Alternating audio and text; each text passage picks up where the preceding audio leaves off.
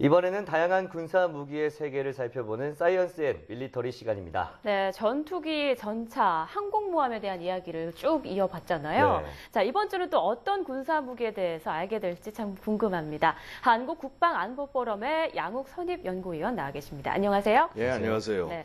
자, 오늘은 또 어떤 군사 무기에 대해서 소개를 해주실 건가요? 예, 오늘은 미사일입니다. 그렇군요. 근데 사실 이제 이 미사일이라고 하는 것이 이 도대체 언제 처음 나왔나 이게 네. 궁금하실 겁니다. 맞아요. 그래서 이제 말씀드리면 일단 미사일이라는 말의 뜻은 사실 활이나 돌팔매처럼 멀리 보낼 수 있는 걸 예전엔 다 미사일이라고 그랬습니다. 네.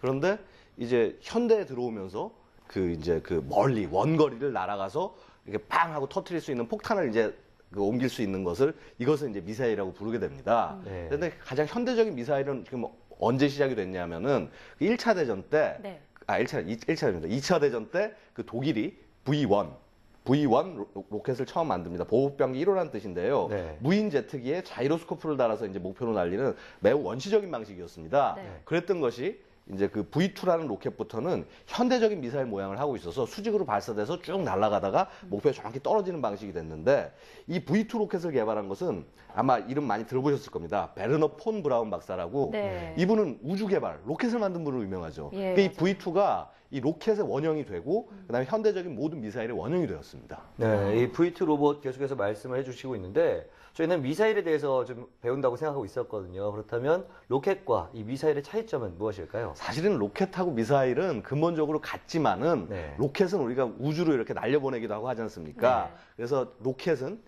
그 이제 유도 장치가 없는 것을 이제 로켓이라고 저희가 얘기를 하고 유도 장치가 장착이 돼서 정확히 목표로 날아가는 것을 미사일이라고 부르게 됩니다. 네.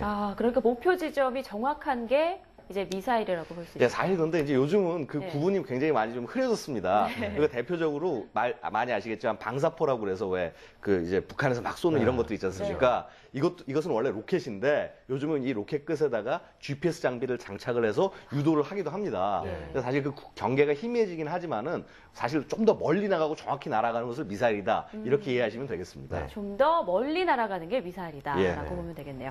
미사일의 뭐 종류도 쓰임새에 따라서 정말 많을 것 같은데요. 네, 그렇습니다. 어떻게 좀 나눠볼 수 있을까요? 그러니까 미사일은 어디서 어디로 쏘느냐, 그 다음에 어떤 식으로 날아가느냐, 혹은 쏘는 대상이 무엇냐, 네. 이런 거에 따라서 분류법이 굉장히 다양합니다. 근데 가장 쉽게 얘기하면 예를 들어서 어디서 발사해서 어디로 떨어지느냐를 가지고 이제 지상으로 쏘면 지대지 미사일, 지상에서 공중으로 쏘면 지대공 미사일, 지상에서 배로 쏘면 지대함 미사일 이런 식으로 구분이 돼서 16가지 종류가 나올 수가 있습니다. 근데 이제 그렇게 되지만은 우리가 보통 이제 할 때 미사일에서 가장 큰 구분 중에 하나는 순항 미사일과 탄도 미사일입니다. 그건 뭐예요? 순항 미사일이란 건 이제 아마 얘기 들어보셨을 텐데 걸프전 때 보면 정확히 목표를 찾아서 비행해서 날아가는 미사일을 순항 미사일이라고 하는데 네. 이렇게 굉장히 좀 느린 속도로 이렇게 천천히 비행기처럼 날아가서 정확히 목표를 타격하는 걸 순항 미사일이라고 하고 탄도 미사일은 여러분 잘 아시다시피 핵무기를 발사하는 대륙간 탄도탄. 네. 그러니까 이제 굉장히 먼 거리를 갖다가 이렇게 대기권 밖까지 뚫고 나가서 이렇게 떨어지는 이런 형태를 우리는 이제 탄도 미사일이라고 부릅니다. 탄도 미사일의 속도가 더 빠른 건가요? 탄도 미사일은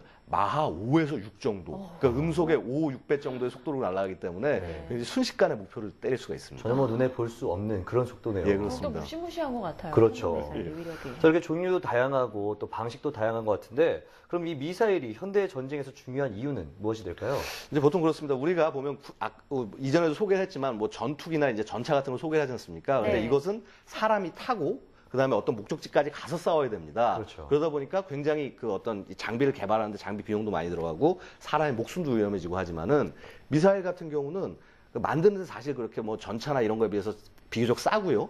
근데 먼 거리를 한 번에 날아가서 목표를 타격을 할 수가 있습니다. 네. 게다가 요즘은 이 미사일의 탄도에다가 그냥 보통 폭탄뿐만이 아니라 화학무기, 생화학무기, 심지어는 핵무기까지 장착을 해서 네. 그 한 나라를 괴멸시켜버릴 수가 있습니다. 그래서 그렇죠. 그렇기 때문에 사실 어떤 이런 미사일을 이렇게 개발하고 발사하고 하는 거를 국제적으로 좀 통제하려고 하는 이런 분위기가 있습니다. 네, 지금 말씀 쭉 듣다 보면 딱 떠오르는 곳이 있죠. 바로 북한인데요. 예, 그렇습니다. 미사일 하면 북한이 가장 먼저 떠오를 수밖에 없는 것 같아요. 뉴스에도 굉장히 많이 보도가 되고 있는데 북한이 소유하고 있는 미사일은 어떤 것들이 있습니까? 근데 사실 이제 북한이 미사일에 집착하게 된 거는 6.25 전쟁 이후입니다. 6.25 전쟁을 그 소련하고 중국이 자신들을 충분히 도와주지 않아서 네. 전쟁에서 이길 수가 없었다. 그렇게 생각을 하고 이제 그러면 이 전쟁을 이기기 위해서 우리는 미사일을 개발해야겠다고 하면서 60년대, 70년대 엄청난 노력을 했지만은 그 소련과 중국이 기술을 안 줬습니다. 네. 그러니까 이제 어떻게 이 기술을 가져왔냐면 중동으로 자신들이 이제 가서 중동 전쟁을 도와주면서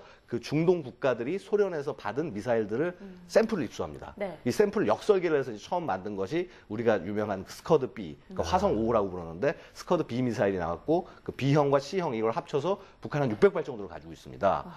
그리고 스커드 같은 경우는 한 B형은 300km 정도밖에 안 되지만은 C형 같은 경우는 사거리가 500km가 돼서 대한민국 전역이 들어갑니다. 네. 그리고 그 다음에 개발된 것이 이제 노동 미사일, 이제 화성 7호라고 부르는데 이 미사일 같은 경우는 사거리가 1000km 넘습니다. 그리고 그 이후에 이제 지금 이제 일본이나 혹은 미국을 굉장히 이제 위협을 하고 있는 예. 무수단 미사일. 이거 같은 경우는 이제 한 90년대 후반에 개발이 돼서 사거리가 3에서 4,000km 정도 되고요.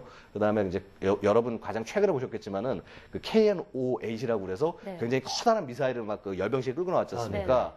이 미사일은 이제 거의 뭐 이제 그 북한의 주장에 의하면 그 미국 본토까지 자신들이 사격할 수 있는 미사일이다. 그래서 대륙간 탄도탄으로 분류를 하고 있습니다. 네. 네. 뭐 실제 위력을 확인해보지 않아서 모르긴 하겠지만 일단 말씀만 들어서는 굉장히 그렇게 무서운 위력을 가진 그런 미사일들을 많이 가지고 있는 것 같아요. 사실 그렇습니다. 그러니까 미사일의 탄두가 보통 이제 저희가 500kg에서 그 1톤 정도까지를 폭탄을 채워넣을 수가 있습니다. 네. 근데 1톤 정도의 폭탄이면은 그 건물을 한 두세 채는 그냥 그대로 무너뜨릴 수 있을 정도의 힘이 됩니다. 네. 근데 문제는 이제 여기에 그 그냥 일반적인 고폭탄이 아니라 그러니까 이제 화학무기나 이제 네. 핵무기를 넣었을 때는 그 결과는 아주 참담하게 됩니다. 네. 네, 그렇죠. 저도 뭐 군대에서 보면 작은 뭐 화약 하나로도 엄청난 폭발을 보곤 했었는데 네. 이렇게 미사일이 중요하고 굉장히 무서운 무기라면 우리나라의 미사일 수준은 어떨지도 굉장히 궁금하거든요. 그렇습니다. 우리 대한민국은 1970년대 자주국방을 처음 1970년 시작을 하면서부터 미사일을 가져야겠다고 생각을 했습니다. 네. 1974년부터 자체 미사일을 개발을 해서 79년도에는 백곰이라는 미사일이 처음 나옵니다. 사실 북한보다는 살짝 늦게 개발이 시작된 건가요? 그렇죠. 아니 사실은 이제 그 이전부터는 개발하고 싶었지만 개발할 어떻게 보면 능력이나 이제 여건이 없었고 예. 이제 1970년도에 국방과학 연구소가 생기면서 이제 처음 그게 개발이 됩니다. 네. 그래서 사실 첫 미사일이 나온 것은 북한보다는 빨랐습니다. 근데 하지만 이 백곰 미사일이 실전 배치가 잘 되질 못했습니다. 저희가 당시에 기술이 부족해서 이제 미국 쪽에서 부품 같은 걸 받아야 되는데 네. 미국이 제한을 겁니다. 네. 이거 주변국을 너무 겁주면 안 되기 때문에 우리가 기술을 주고 부품을 줄 테니까 대신에 180km 정도만 날아갈 수 있는 미사일만 만들어라. 그래서 이제 현무1 미사일이라는 게 나왔다가 최근에 이제 북한이 자꾸 미사일을 갖고 이제 우리를 위협하고 있으니까 저희도 이제 미사일을 많이 만들어야 되게 됐고요. 네. 그래서 굉장히 다행스럽게도 지금 현무2라는 탄도 미사일이 나와서 이것은 이제 지금 사정거리 300km 정도까지가 나왔지만은 좀 있으면 500km, 800km에 이르는 이제 이 미사일들이 이제 개발이 될 것이고요. 네. 그 다음에 또 정말 다행인 것은 이런 미사일 개발에서 순항 미사일은 사거리 제한을 받지 않습니다. 순항 미사일은 저희가 굉장히 자유스럽게 개발을 해서 지금 사정거리가 1000km 이상이 넘어가는 현무3라는 순항 미사일을 개발을 해서 지상에서 쏘고 네. 그 다음에 이렇게 그 잠수함 그리고 수상함에서도 발사할 수 있게 준비를 하고 있습니다. 네, 뭐 위력이 어마어마한 데다가 계속 또 기술이 개발되다 보니까 예. 미사일이 군사 무기 중에서 가장 막강한 그런 무기임에는 분명한 것 같네요. 네. 예. 오늘 그렇습- 말씀 고맙습니다. 예, 그렇습니다. 감사합니다. 예. 예.